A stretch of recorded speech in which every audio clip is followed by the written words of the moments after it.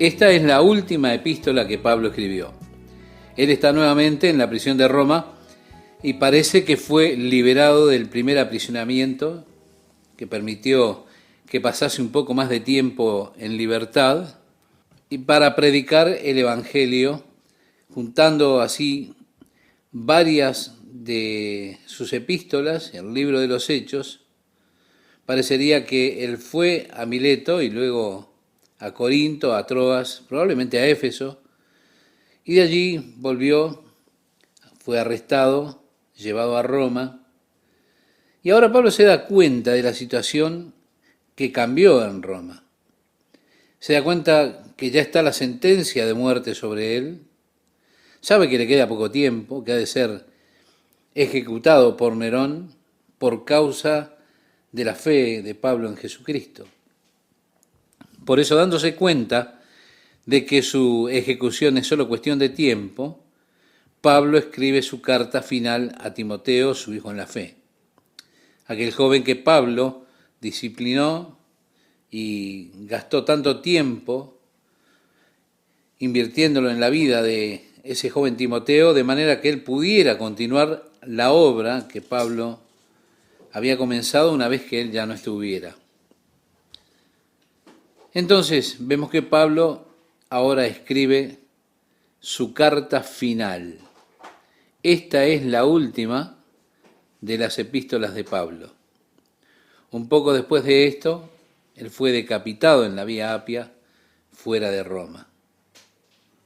Él escribe: Pablo, apóstol de Jesucristo por la voluntad de Dios, según la promesa de la vida que es en Cristo Jesús. Mire, la sentencia de muerte está sobre él. Así que, ¿de qué habla ahora Pablo? La vida en Cristo Jesús, es decir, la vida eterna. Jesús había dicho: no temáis a los que matan el cuerpo, mas al alma no pueden matar. Temed más bien a aquel que puede destruir el alma y el cuerpo en el infierno. Así que el apóstol escribe teniendo la sentencia de muerte sobre él, sabiendo que ha de ser ejecutado en poco tiempo. Es interesante cómo escribe el apóstol acerca de la vida.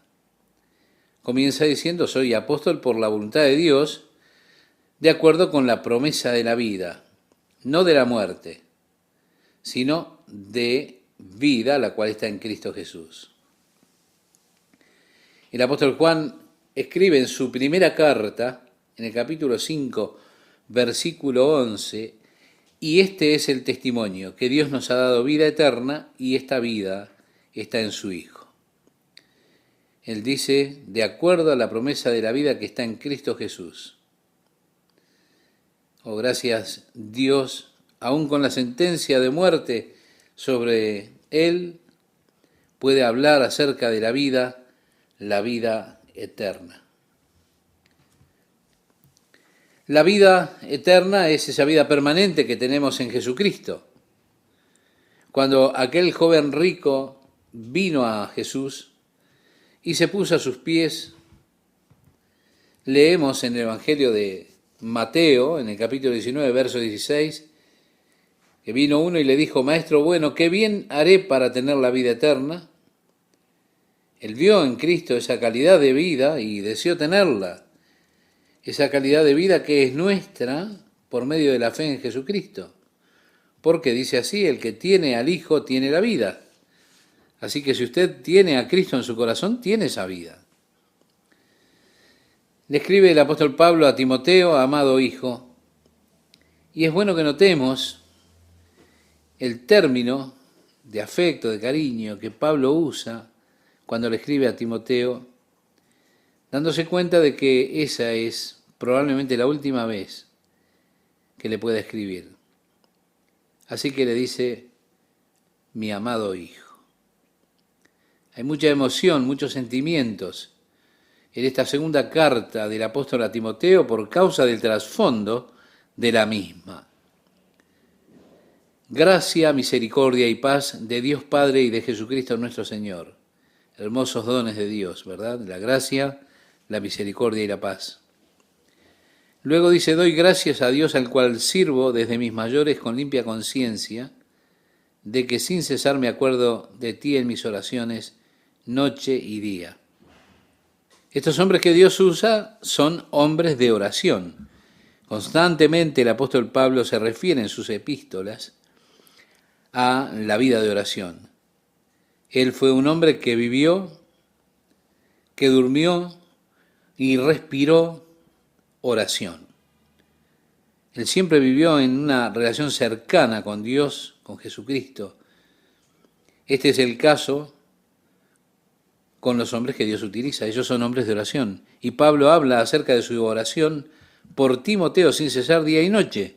¿Por qué? Porque Pablo se da cuenta que si el ministerio de la palabra iba a ser llevado en verdad, verdaderamente la carga iba a estar sobre Timoteo una vez que él no estuviese ya en esta tierra. Cuando Pablo envía a Timoteo a la iglesia en Filipo, le dijo, espero en el Señor Jesús enviaros pronto a Timoteo para que yo también esté de buen ánimo al saber de vuestro estado, pues a ninguno tengo del mismo ánimo y que tan sinceramente se interese por vosotros. Sí, Timoteo era alguien que había sido modelado en cuanto a la verdad, su vida en base a lo que Pablo le enseñó. Pablo podía decir, oigan, este joven realmente tiene la visión, él conoce mi corazón. Así que él se da cuenta, entonces, el apóstol, que Timoteo sería quien naturalmente siguiera con ese mismo ministerio de la gracia de Dios a las personas. No hay duda por qué Pablo invirtió tanto tiempo en oración por Timoteo noche y día. Quizá diciéndole a Dios, oh Señor, él es joven, no tiene la experiencia, todo lo que necesita, pero, oh Dios, úsalo, ayúdale, bendícele, Señor. ¿No le agradaría a usted tener a Pablo, el apóstol, orando por usted día y noche, mi amigo, mi amiga? A mí sí, claro. Pablo decía, deseando verte al acordarme de tus lágrimas. Sin duda, la última vez que Pablo vio a Timoteo allí en Éfeso y tuvo que partir, tuvo que dejarlo, Timoteo estaría clamando, probablemente quería ir con Pablo. Ellos creyeron que Pablo fue arrestado esa segunda vez cuando el gobierno romano comenzó a perseguir otra vez a la iglesia. Probablemente cuando llevaron a Pablo, cuando lo ataron para llevarlo a Roma, como dijo su despedida a Timoteo, quizá allí estaba llorando simplemente, pero con todo era necesario que él se quedara para establecer a los hermanos en Éfeso, que estaban siendo acosados por falsos maestros que se habían levantado, que habían entrado en la iglesia. Así que Timoteo estaba llorando. Pablo tenía ese hecho vívidamente en su memoria. Tenía en la memoria aquel amado colaborador, su hijo en el Señor. Lo tenía en su mente. Tenía en su mente las lágrimas que habrán corrido por las mejillas de Timoteo. Él decía, grandemente he deseado verte, recuerdo tus lágrimas y me gustaría verte. Y decía, ¿para qué? Para llenarme de gozo. ¿Qué lazo tan hermoso se creó por medio de Jesucristo? Ese lazo que se crea entre hombres y mujeres en la familia de Dios, que excede a nuestra familia natural. El lazo que Dios crea en nuestros corazones y en nuestras vidas es por medio de ese amor de Dios que está allí. Luego decía Pablo, trayendo a la memoria la fe no fingida que hay en ti, o fe pura, la cual habitó primero en tu abuela Loida y en tu madre Eunice, y estoy seguro que en ti también. Así que Timoteo venía de una buena línea, de una herencia piadosa. Ahora eso es una gran bendición, porque es una enorme bendición tener una abuela piadosa y una madre piadosa. Ahora él tiene esa fe que estuvo en su abuela y en su madre, la fe que Dios puso en su corazón. ¿Sabe? Es interesante que mi abuela era una mujer muy especial. Ella vivió en Santa Bárbara y el pastor que vino a la iglesia allí era jovencito, aún no se había casado, era soltero. Así que ella solía estar con él cuando tenía alguna entrevista, cosa que no hubiese suspicacia en la mente de las personas cuando él tenía que hablar con esposas jóvenes, con jóvenes solteras, y allí estaba mi abuela siempre con él, haciendo las entrevistas con él. Sí, mi abuela vivió una vida dedicada al Señor, sirviendo al Señor. Cuando estaba en el hospital muriendo de cáncer, había pocas nurses y ella se levantaba, recogía las chatas o los recipientes de las camas de las personas y cuidaba de ellos y servía a las personas allí en el hospital porque esa era su vida, simplemente una vida de servicio a Dios y de confianza en Dios. Hace poco averigüé que en su tumba están las palabras Jesús nunca falla. Esa era la historia de su vida, una historia de fe en el Señor. Así que los miembros de su familia, de la familia nuestra, porque ese había sido el sello de su vida, pusieron en su tumba, Jesús nunca falla.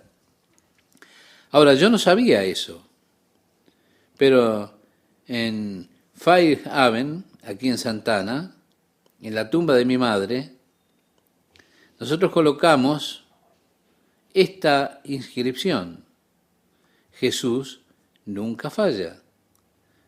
¿Se da cuenta? Sin saber que esas palabras estaban puestas en la tumba de mi abuela. Ahora, ¿por qué pusimos esas palabras? Porque la fe que estaba en mi abuela pasó a mi madre. Recuerdo de mi niñez que mi hermano más joven tenía asma y cuando tenía sus ataques y comenzaba a respirar con dificultad, no podía dormir.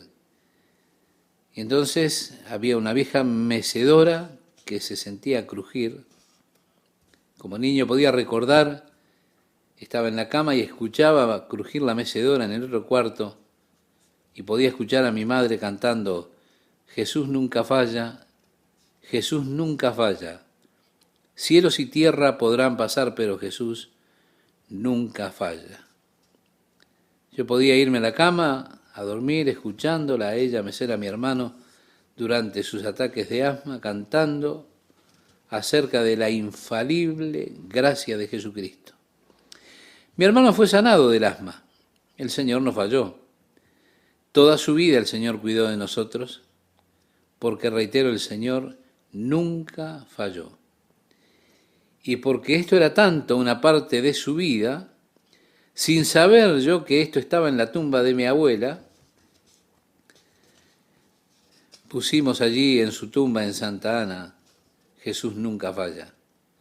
Qué glorioso es esto, la herencia que es nuestra en el Señor y en las cosas del Espíritu, y es algo realmente hermoso. Pablo le decía a Timoteo: conozco la fe que estuvo en tu abuela Loida, en tu madre Eunice, sabiendo que está en ti. Es la cosa más grande que podamos ofrecer, que podamos darle a nuestros hijos, la herencia de confiar en Dios por fe. Cuán importante es que podamos pasarle esto a nuestros hijos. Ya en el versículo 6 decía Pablo: por lo cual te aconsejo que avives el fuego del don de Dios que está en ti por la imposición de mis manos. Ahora Pablo hace referencia un par de veces a esto. Cuando Timoteo era joven, él comenzó a acompañar a Pablo en el ministerio, allí en Listra. Los ancianos pusieron sus manos sobre Timoteo y oraron por él. Y cuando hicieron eso, el Señor le dio a Pablo una palabra de profecía, en la cual el Señor le habló a Timoteo diciéndole acerca de los dones que el Señor le había dado y detallándole de algún modo el ministerio que Timoteo debía cumplir. Pablo hace mención de esto antes de esta experiencia que tuvo Timoteo, cuando los ancianos pusieron sus manos sobre él y recibió el Espíritu Santo y los dones del Espíritu, y vino esta palabra de profecía dirigiendo su vida y su ministerio. Recuerda entonces Pablo a Timoteo avivar el don que estaba en él y que había recibido cuando fueron puestas las manos sobre él y fue ejercido el don de la profecía. Es posible que nosotros estemos descuidando los dones en nuestras vidas. Pero recuerde, Dios no nos dio esos dones para que los descuidemos. Nos dio esos dones para que los usemos. Y allí está la exhortación de Pablo a Timoteo, que avives el fuego del don de Dios. Es decir, comenzando a ejercerlo nuevamente. Por fe, comenzando a ejercer nuevamente el don que el Espíritu de Dios le había dado. Y le agrega Pablo, porque no nos ha dado Dios espíritu de cobardía. Evidentemente Timoteo estaba un poco temeroso en el ejercicio de ese don. Yo creo que esa es un arma de Satanás que utiliza con frecuencia para desalentarnos a los cristianos en el ejercicio de los dones del Espíritu. Sentir temor, ¿se da cuenta? Y tenemos ese temor que muchas veces nos aleja, nos aparta de ejercer los dones. Pero Dios no nos ha dado el espíritu de cobardía, sino de poder, de amor y de dominio propio. El espíritu de poder. Oh, gracias Dios por ese espíritu de amor. Qué importante. Y también nos ha dado una mente sana. Así que le dice, por tanto, no te avergüences de dar testimonio de nuestro Señor ni de mí, preso suyo, sino participa de las aflicciones por el Evangelio según el poder de Dios. Es que hay muchas situaciones en las cuales podemos dejar que nuestra boca quede cerrada para alejarnos de problemas, cuando realmente deberíamos abrir nuestra boca, aunque eso nos traiga problemas. ¿Se da cuenta cuando las personas están diciendo cosas blasfemas? Nosotros no debemos cerrar nuestra boca o encoger nuestros hombros y decir, pobre alma estúpida. Podemos decirle, ¿no te das cuenta de lo que estás diciendo? ¿Qué boca inmunda tienes? ¿No te molesta tener una mente y una boca tan sucia? Con frecuencia le he dicho a las personas, cuando usan el nombre de Jesús en una forma blasfema, les he dicho, oigan, eso me hiere a mí. Están hablando de la persona que amo más que a nadie, que murió por mis pecados, y me hiere escucharles hablar acerca de él de esa forma. En ciertas ocasiones se molestan y me miran y dicen, ¿quién te crees que eres? Y toda esa clase de cosas. Pero con todo, Pablo le dice a Timoteo que también todos los que quieren vivir piadosamente en Cristo Jesús padecerán persecución. La promesa en la Biblia que más detesto es esa. ¿Por qué? Porque habla de que padeceremos persecución. Pero no nos ha dado Dios el espíritu de cobardía, no, sino el de poder. Luego dice, quien nos salvó y llamó con llamamiento santo, no conforme a nuestras obras, sino según el propósito suyo y la gracia que nos fue dada en Cristo Jesús antes de los tiempos de los siglos. Allí está Pablo, alentando a Timoteo en esa gracia de Dios, la gracia con la cual nos llamó. Nos llamó con un llamamiento santo. Ahora, Dios no nos ha llamado por causa de sus obras o de mis obras que hemos hecho y son dignas y merecen el llamamiento de Dios. No, no, no. Dios simplemente nos llamó para que cumpliéramos sus propósitos de amor y su gracia, las cuales nos ha dado en Cristo Jesús antes de que el mundo comenzara, para que nosotros en este tiempo podamos manifestarlas a los hombres y mujeres que lo necesitan. Antes de comenzar el estudio de este día, quiero darle gracias a Dios por una nueva emisión de este programa y por poder contar con ustedes dentro de nuestra audiencia. Y amigas, amigos, deseo que Dios realmente les esté bendiciendo ricamente a cada uno. Este versículo dice: por tanto, no te avergüences de dar testimonio de nuestro Señor, ni de mí preso suyo, sino participa de las aflicciones por el Evangelio según el poder de Dios. Amigo oyente, hay muchas situaciones donde nosotros no debemos quedarnos con la boca cerrada, alejándonos del problema, cuando realmente debemos abrir nuestras bocas y meternos en el problema que se nos plantee. Le decía Pablo a Timoteo: Dios nos ha dado espíritu de poder, no nos ha dado espíritu de temor, nos ha dado espíritu de poder, de amor y de una mente sana. Por lo tanto, no te avergüences de nuestro Señor, sino sé partícipe en las aflicciones del Evangelio. Y habla del Señor que nos salvó y llamó con llamamiento santo, no conforme a nuestras obras, sino según el propósito suyo y la gracia que nos fue dada en Cristo Jesús antes de los tiempos de los siglos. Así que vemos que Dios nos llamó y nos salvó, pero no fue conforme a nuestras obras, porque no somos salvos por nuestras obras, sino que somos salvos conforme a los propósitos de Dios. Este era el mensaje que Pablo proclamaba, y el mensaje que estaba siendo pervertido por el legalismo que se colocaba o se instalaba ya en la iglesia. Es bueno que recordemos que Timoteo estaba ministrando en la iglesia en Éfeso. Una vez allí se introdujeron esas semillas del legalismo que ya estaban enraizándose, haciendo que las personas se apartaran del glorioso evangelio de la gracia que Pablo había proclamado. Y Pablo le menciona a Timoteo su preocupación. Estaba preocupado de que ellos se apartaran de la gracia de Dios.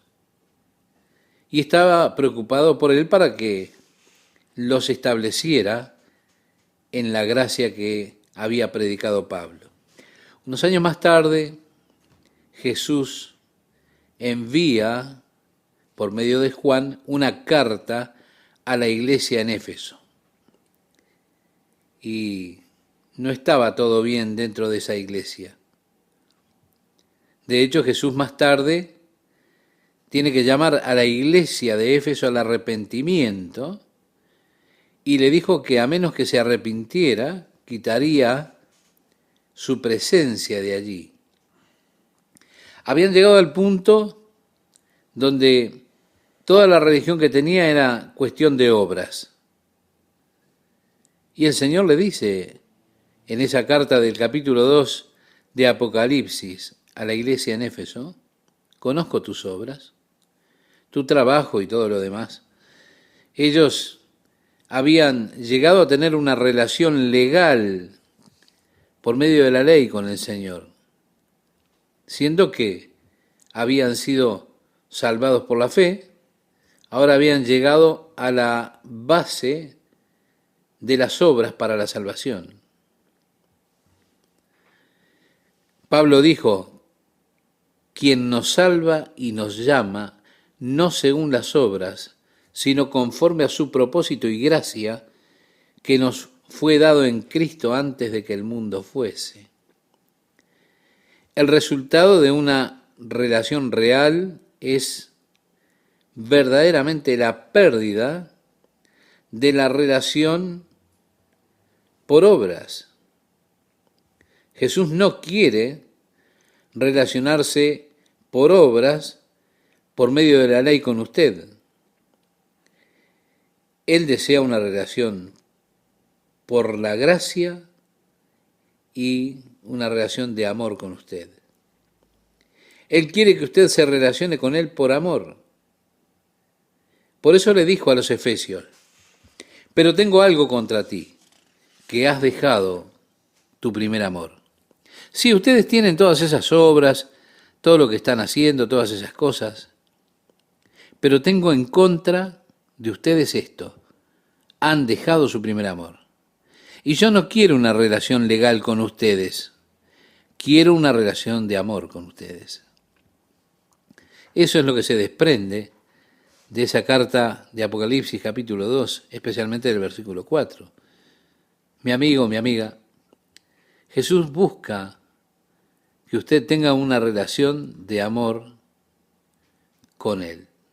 Él no está interesado en esas reglas, reglamentos, leyes y que usted trate de relacionarse por las obras con Él. Él está interesado en que usted lo ame por sobre todo. Esa es la relación de amor. Y así le decía a la iglesia en Éfeso Jesucristo, tengo contra ti que has dejado tu primer amor. Recuerda, por tanto, de dónde has caído y arrepiéntete y haz las primeras obras. ¿Cuáles son las primeras obras? Las obras motivadas por el amor. Pues si no, vendré pronto a ti y quitaré tu candelero de su lugar si no te hubieres arrepentido. ¿Recuerda dónde estaba el lugar del candelabro? En el capítulo 1 usted puede ver a Jesús caminando en medio de él. Así que lo que Jesús está diciendo, voy a quitar mi presencia del medio de ustedes si tratan de tener una relación legal conmigo. Eso no es lo que quiero. Quiero una relación de amor. Ahora Pablo está animando, en la gracia con que Dios nos ha llamado, con llamamiento santo a Timoteo.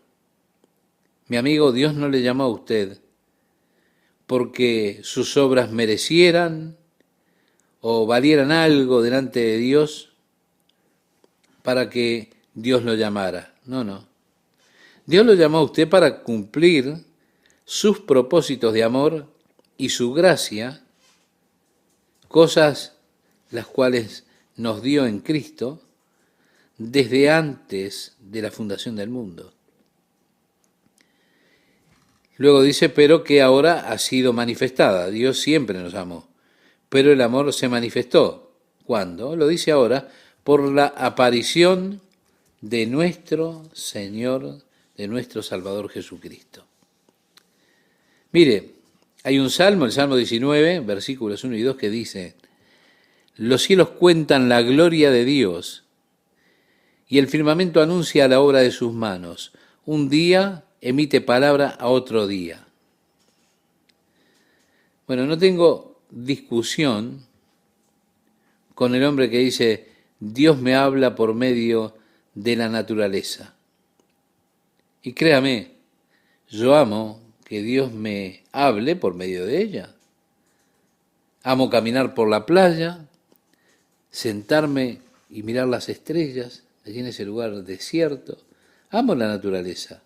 Sí, Dios se muestra por medio de esa naturaleza. Un día emite palabra al otro día. Una noche a la otra noche declara sabiduría. No hay lenguaje ni palabras, ni es oída su voz.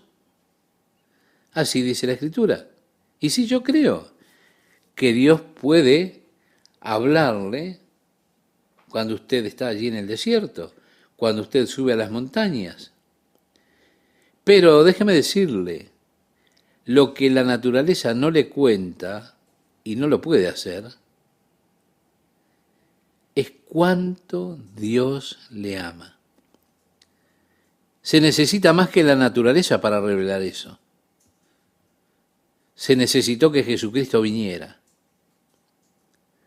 Es interesante que donde quiera Dios mostrarle su amor o probarle su amor a usted, siempre Él ha de señalar a la cruz donde Jesucristo murió por nosotros. Así que Dios, que nos amó desde antes que el mundo existiese, ha manifestado ese amor por la aparición de nuestro Salvador Jesucristo, que como dice el versículo 10 aquí, el cual quitó la muerte. Recuerde, tenga en mente que Pablo está allí con una sentencia de muerte. Nerón ya había dicho que la sentencia de muerte estaba sobre él, pero Pablo dice, ha abolido la muerte. Oh, gracias a Dios por esa vida eterna que es nuestra. Y agregó el apóstol Pablo, y sacó a la luz la vida y la inmortalidad por el Evangelio. Mi amiga, mi amigo, el cristiano no muere. El apóstol Pablo decía, porque sabemos que si nuestra morada terrestre, este tabernáculo se deshiciere, es decir, cuando este cuerpo se vuelva al polvo, se descomponga y se vuelva al polvo, decía el apóstol, tenemos de Dios un edificio, una casa no hecha de manos, eterna en los cielos. Y por esto también gemimos, deseando ser revestidos de aquella nuestra habitación celestial, pues así seremos hallados vestidos y no desnudos. Porque asimismo los que estamos en este tabernáculo, continuaba diciendo el apóstol, gemimos con angustia porque no quisiéramos ser desnudados, sino revestidos para que lo mortal sea absorbido por la vida.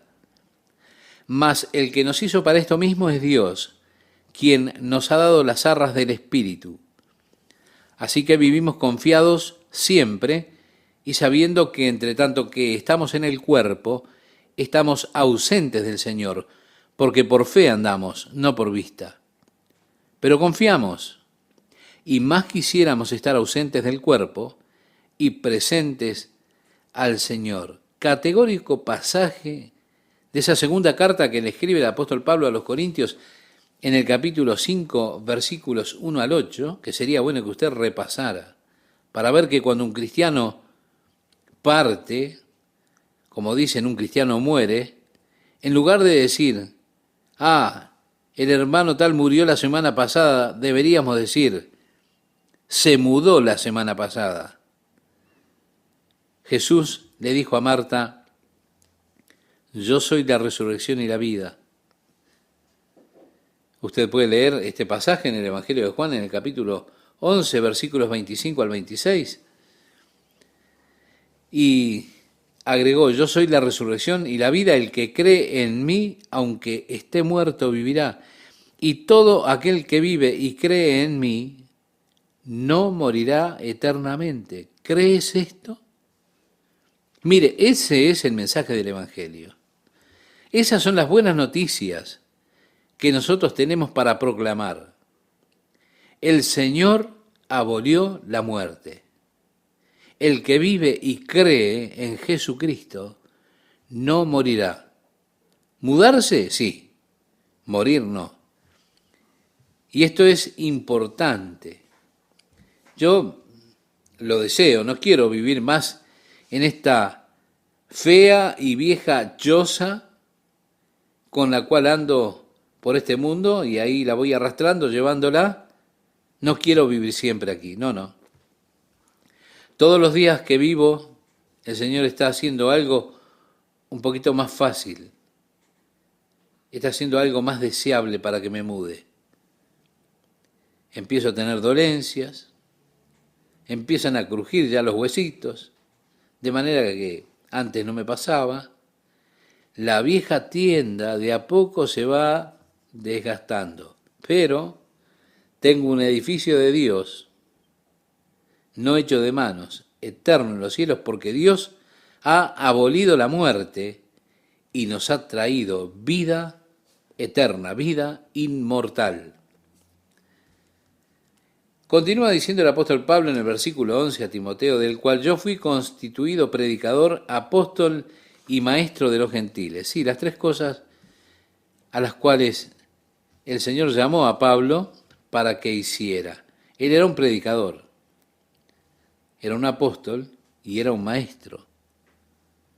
La predicación es ordenada por Dios para traer al no creyente a la fe en Cristo Jesús.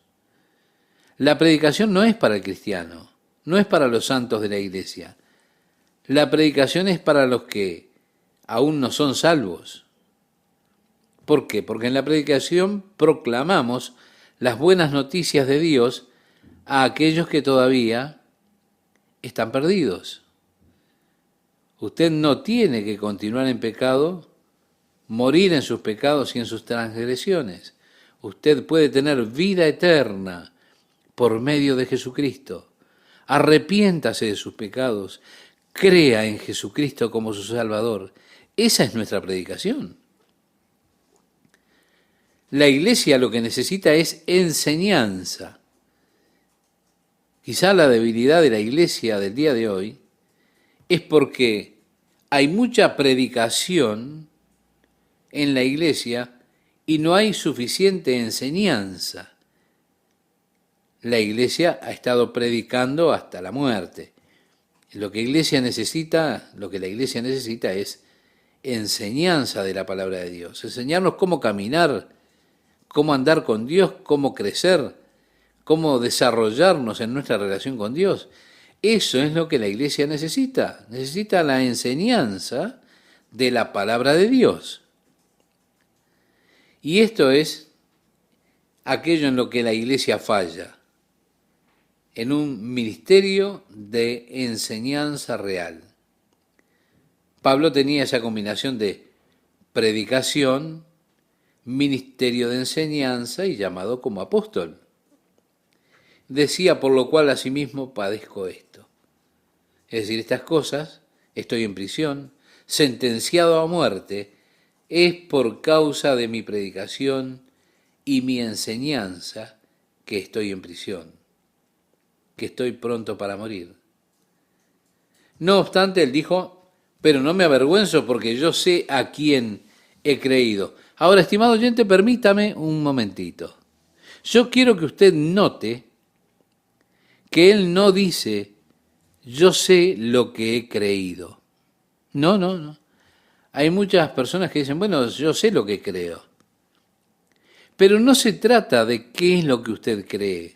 No es en qué cree, sino a quién le cree usted. Eso es lo que importa. Por eso Pablo dice, yo sé a quién he creído. Hay mucha diferencia. Luego decía el apóstol, y estoy seguro que es poderoso para guardar mi depósito para aquel día. He encomendado mi vida a Él. Es lo que está diciendo. Estoy persuadido. Sí, Él puede guardarlo. ¿Por qué? Porque yo sé a quién le he creído. Una ortodoxia correcta es importante, pero un credo no lo puede salvar.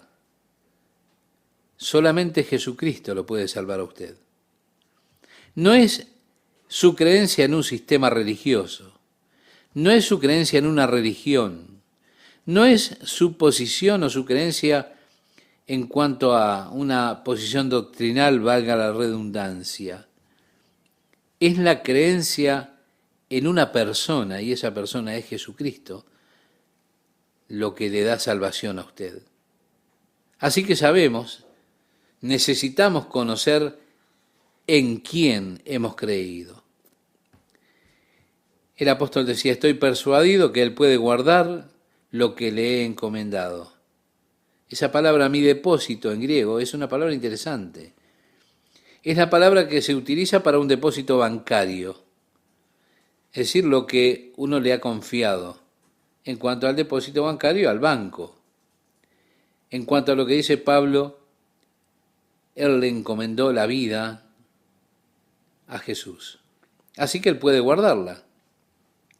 Nerón podrá cortarme la cabeza, pero Jesús va a guardar mi vida, porque sé a quién he creído.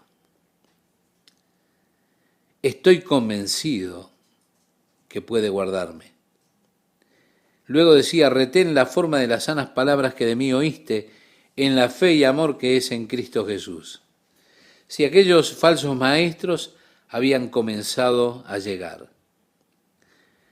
Recuerde que Pablo en su segunda visita, que se registra en el libro de los Hechos, él llega a Mileto y manda a llamar a los ancianos de Éfeso, les había mandado un mensaje para encontrarse con ellos en Mileto, dado que él estaba apremiado por regresar a Jerusalén, quería llegar antes de la fiesta para que pudiera llevar la ofrenda de regreso a la iglesia de Jerusalén que había recolectado entre las iglesias gentiles. Ante ese llamado fueron al encuentro de él allí en la costa. El barco estaba ya esperando por Pablo para partir y él estaba hablando con los ancianos de la iglesia en Éfeso y les dijo: yo voy a Jerusalén, no sé qué es lo que me va a acontecer. Todo lo que sé es que por todas partes que voy, el Espíritu me advierte que habré de ser apresado y todo lo demás. Más allá de eso, no sé, el Señor no me lo ha mostrado. Pero quiero que lleven este registro. Cómo de noche y de día di fiel testimonio de Jesucristo. Cómo viví entre ustedes. Y les dije, les mostré las cosas del Señor. Ahora, él dijo, sé que después de mi partida entrarán en medio de ustedes lobos rapaces, feroces, que no perdonarán el ganado. Sí, ellos habrían de dispersar el rebaño de Dios. Habrían de entrar con doctrinas perniciosas. Pero es tremendo lo que el apóstol les dice. Y de ustedes mismos se van a levantar hombres que hablen cosas perversas para llevar discípulos tras de sí.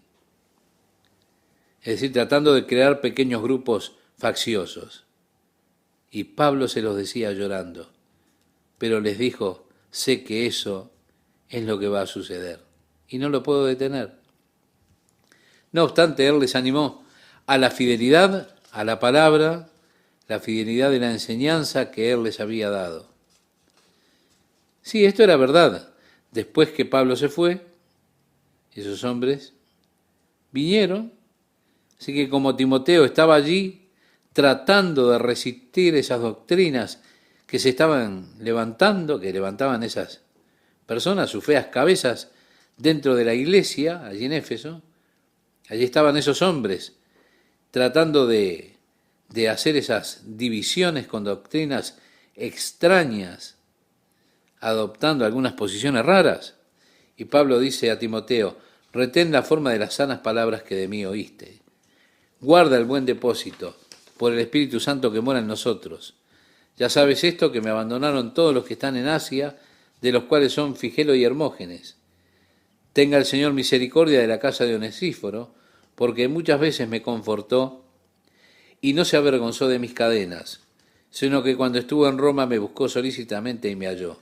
Concédale el Señor que halle misericordia cerca del Señor en aquel día, y cuánto nos ayudó en Éfeso, tú lo sabes mejor. Este Onesíforo había sido un hombre bendito para Pablo, había ministrado a Pablo mientras estuvo en Éfeso, luego vino a Roma y lo buscó hasta que finalmente lo encontró y allí lo ayudó, le sirvió. Pablo alabó la misericordia de Dios y la bendición sobre él por todo lo que hizo. ¿Qué tal, amigas, amigos? Es un gusto estar nuevamente con ustedes. El versículo 1 dice, tú pues, hijo mío, esfuérzate en la gracia que es en Cristo Jesús. Mire, el legalismo es esto, y es lo que está amenazando, lo que amenazaba aquella iglesia y lo que amenaza a la iglesia en nuestros días. Es esa idea de que usted puede obrar por usted mismo, puede alcanzar el favor divino. Por eso el mandamiento de Pablo a Timoteo, esfuérzate en la gracia, no en las obras, en la gracia. Luego dice, tú pues, hijo mío, esfuérzate en la gracia que es en Cristo Jesús. Lo que has oído de mí entre muchos testigos, esto encarga a hombres fieles que sean idóneos para enseñar también a otros.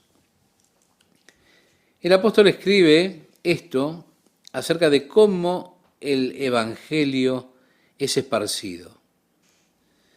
Decía, ahora ustedes recuerden las cosas que les dije, lo que estuve enseñándoles entre muchos de los hermanos. Y entonces ustedes tomen las mismas cosas y encomiéndenlas a hermanos fieles que sean capaces de enseñar a otros. Se trata entonces del discipulado de hombres en las verdades de Dios, invirtiendo sus vidas en la enseñanza a otros.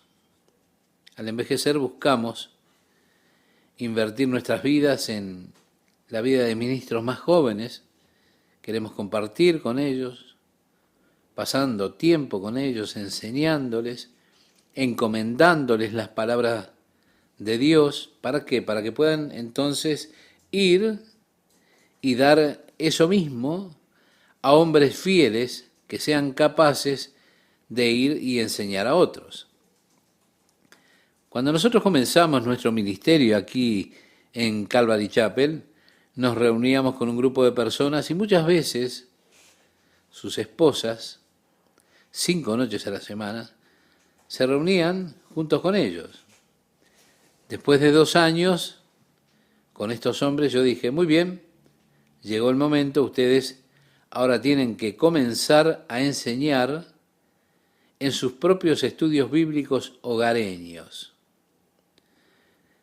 Después de 2 años, muchas personas que fueron salvadas en esos estudios bíblicos, comenzaron también ellos sus propios estudios bíblicos en los hogares. Y esto fue pasando más y más.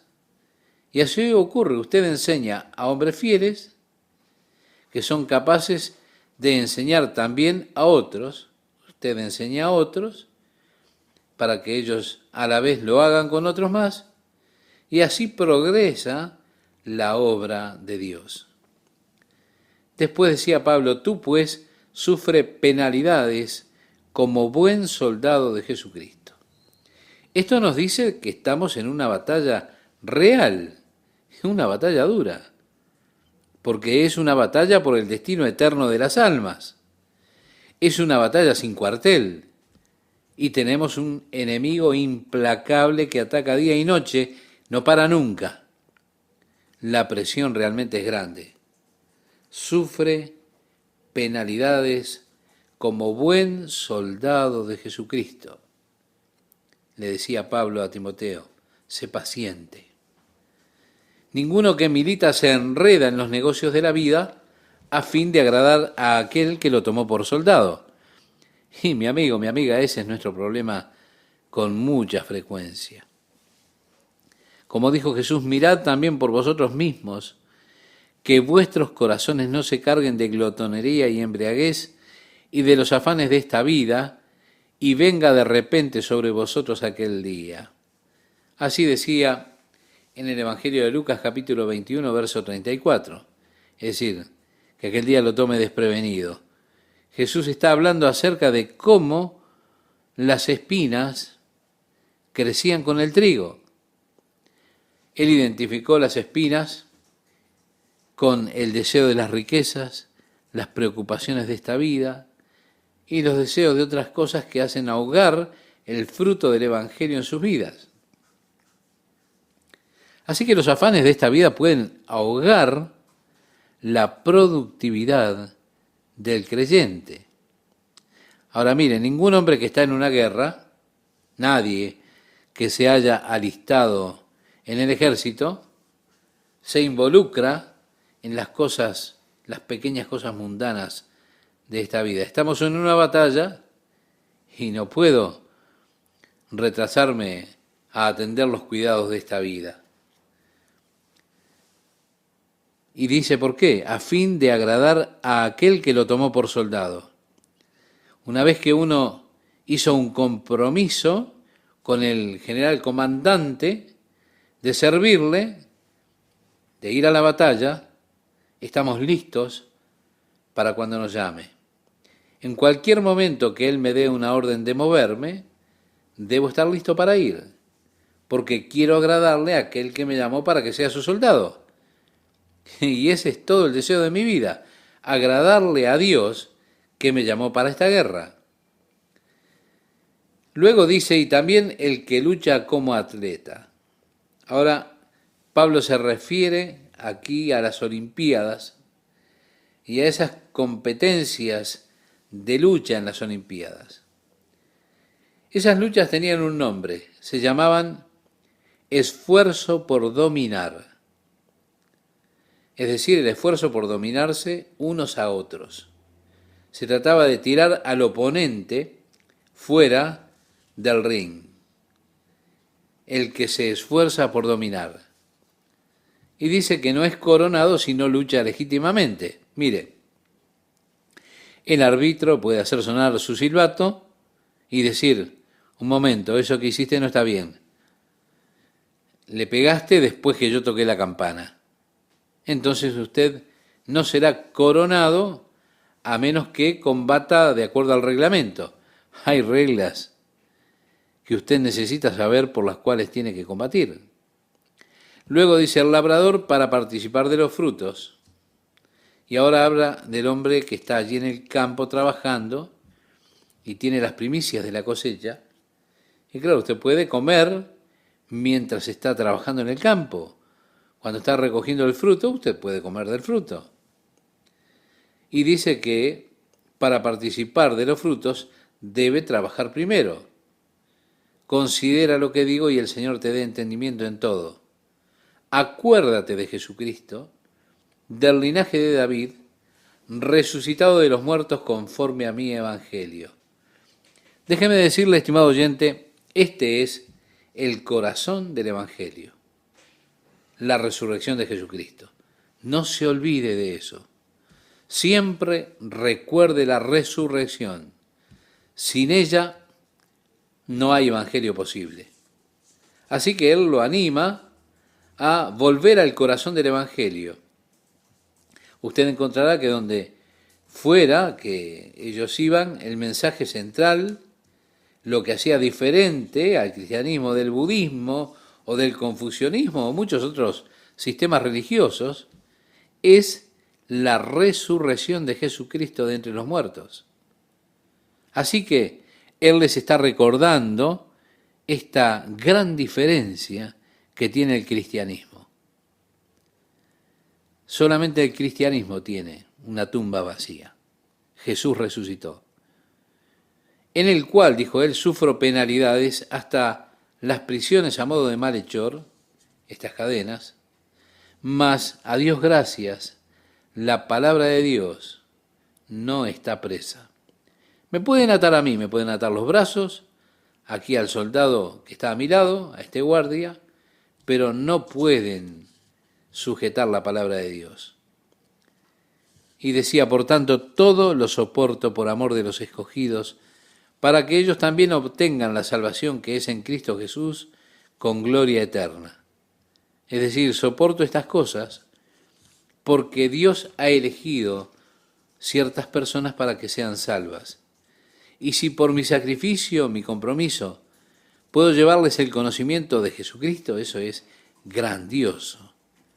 Mi deseo es ver la salvación que es en Cristo Jesús y que ellos puedan compartir la gloria eterna de los hijos de Dios. En otra parte él dijo, pues tengo por cierto que las aflicciones del tiempo presente no son comparables con la gloria venidera que en nosotros ha de manifestarse, cuando el apóstol Pablo escribía a los romanos en el capítulo 8, versículo 18 de esa carta. Muy bien, sí, ahora es muy arduo, es muy duro, no es fácil. Hay sufrimientos, pero todos ellos no pueden compararse con la gloria, la eterna gloria. Así que él dijo, nuestra leve tribulación. ¿Leve tribulación, Pablo? Dijiste que una vez te apedrearon, que 3 veces te golpearon con varas, que 3 veces recibiste 40 azotes menos 1, es decir, 3 veces 39 azotes, que fuiste náufrago, que fuiste golpeado cantidad de veces, prisionero cuántas veces. ¿Leve tribulación? Él decía eso porque esta leve tribulación momentánea produce en nosotros un cada vez más excelente y eterno peso de gloria. Así le escribía a los Corintios en su segunda carta, en el capítulo 4, versículo 17. Qué contraste interesante. Leve tribulación por un momento, eterno peso de gloria. Así que soporta sufrimientos como buen soldado. No te entrometas en las cosas del mundo. Busca agradar a aquel que te llamó para ser un buen soldado. Eso le escribía, en otras palabras, el apóstol Pablo a Timoteo. Luego dice, palabra fiel es esta: si somos muertos con Él, también viviremos con Él. Sí, ellos van a tomar mi vida pronto, pero van a tomar mi vida física. Luego yo estaré viviendo con Él en la presencia de Él. Si sufrimos, también reinaremos con Él. Si le negaremos, Él también nos negará. Si fuéramos infieles, Él permanece fiel. Él no puede negarse a sí mismo. Hay algunas personas que dirían pomposamente, bueno, yo simplemente no creo en Jesucristo. Así que, mire, que crea o no crea, no altera los hechos ni un ápice. Usted puede negarle, pero Él no puede negarse a sí mismo. Es imposible que usted pueda negar su propia existencia. Usted podrá decir, no creo que Jesucristo sea el Hijo de Dios. Pero permítame decirle, eso es como decir, no creo que 2 más 2 sean 4. Yo lo miro y pienso, usted está loco, pero bien, tiene derecho a estarlo. La cosa es que lo que usted crea no cambia los hechos. Que crea o no crea no altera los hechos en absoluto. El hecho de que Jesucristo es el Hijo de Dios, que Él murió por nuestros pecados, es el hecho que permanece, crea o no crea usted. Mire, que crea o no crea, a Él no le afecta en absoluto. Al único que le afecta y seriamente es a usted y le afecta por la eternidad. Así que me parece que es más ridículo decir, bueno, no creo. Pensar que esto no existe solo porque usted no lo cree. Usted puede negar la verdad, Él no puede negarla. Él no se puede negar a sí mismo. Lo que Él es, lo que Él hace. Así que si no creemos, aunque no creamos, con todo es verdad. No se puede negar a Él mismo. Luego dice Pablo, recuérdales esto, exhortándoles delante del Señor a que no contiendan sobre palabras, lo cual para nada aprovecha, sino que es para perdición de los oyentes. Sí, están aquellos que se involucran en palabras, en debates, en conflictos, pequeños conceptos y vueltas y demás de una escritura, y eso es verdaderamente y totalmente infructuoso. ¿Sabe usted que la iglesia una vez fue dividida por un argumento acerca de que se decía o se preguntaba cuántos ángeles podrían pararse en el ojo de una aguja? Y es que las personas tienen esos conceptos, pero mire qué tonto. Eso no ayuda a nadie. Usted mira todas esas cosas que las personas traen, todas esas divisiones que se crean. Por allá aparece uno diciendo, ¿cómo fuiste bautizado, hermano?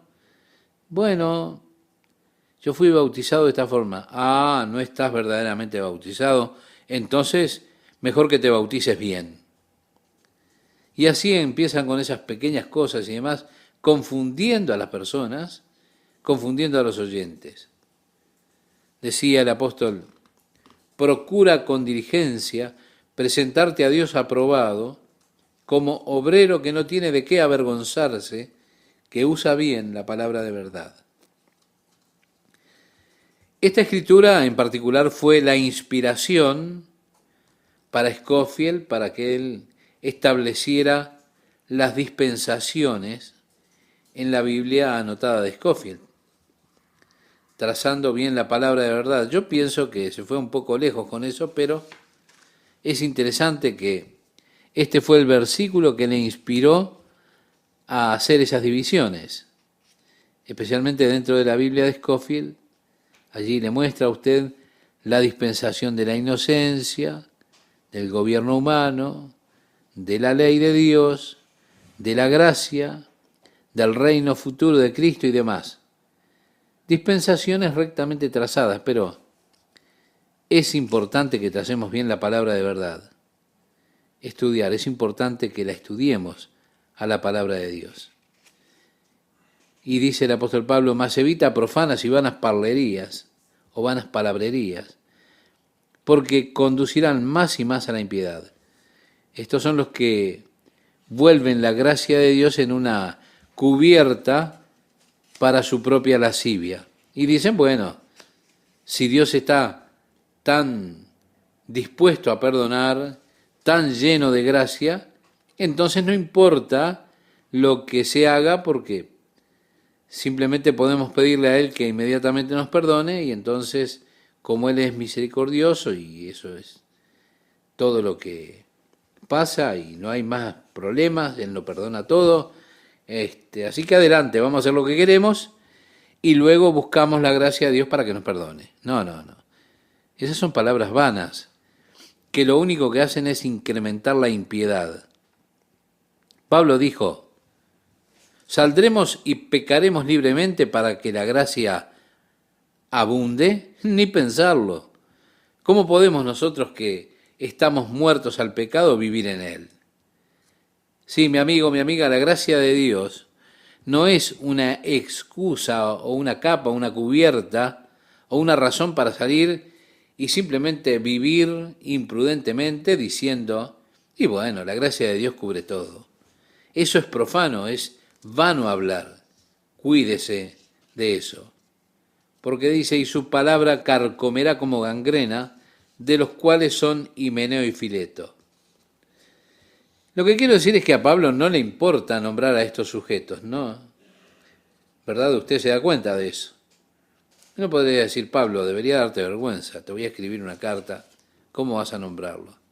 No, y dice algo más, que se desviaron de la verdad diciendo que la resurrección ya se efectuó y trastornan la fe de algunos. Hay una secta que dice que la resurrección es pasada y Jesús ya vino otra vez en 1914. ¿Sabía usted de eso? Le llaman por allí testigos, qué sé yo.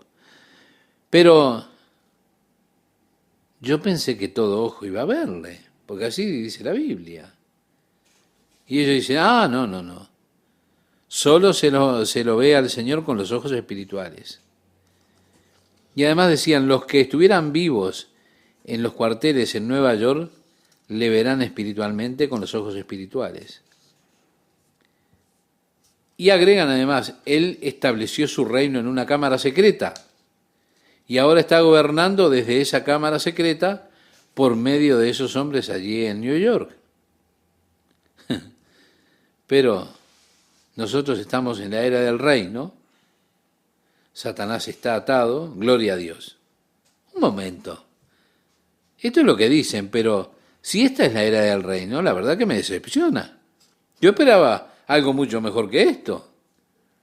Bien dice la Escritura que se desviaron de la verdad diciendo que la resurrección ya se efectuó y trastornan la fe de algunos.